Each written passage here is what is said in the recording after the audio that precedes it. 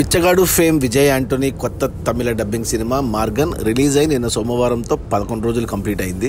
ఈ 11 రోజుల gross collections చూస్తే ముందుగా తమిళనాడులో ఈ సినిమా 10 కోట్లు గ్రాస్ కలెక్ట్ చేస్తే మన తెలుగు రాష్ట్రాల్లో కూడా బాగానే వచ్చే 3 కోట్లు గ్రాస్ వచ్చింది ఈ సినిమాకు తెలుగు రాష్ట్రాల్లో. ఇక కర్ణాటక అండ్ కేరళ కలిపి మరో కోటి గ్రాసు, ఇక ఓవర్సీస్ మేజర్గా తమిళ మార్కెట్ నుంచి మరో కోటి. అలా టోటల్గా 11 రోజుల్లో మార్గన్ సినిమా 15 కోట్లు గ్రాస్ కలెక్ట్ చేసింది. మంచి కలెక్షన్సే.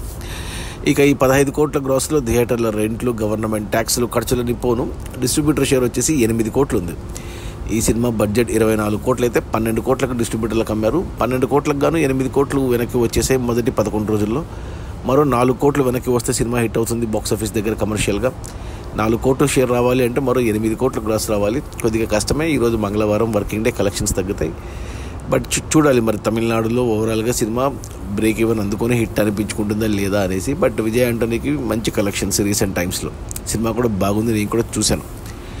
అది మన బిచ్చగాడు హీరో విజయ్ యాంటోనీ కొత్త తమిళ డబ్బింగ్ సినిమా మార్గన్ రిలీజ్ అయిన మొదటి 11 రోజుల్లో 15 కోట్ల గ్రాసు. అందులో డిస్ట్రిబ్యూటర్ షేర్ వచ్చేసి 8 కోట్లు.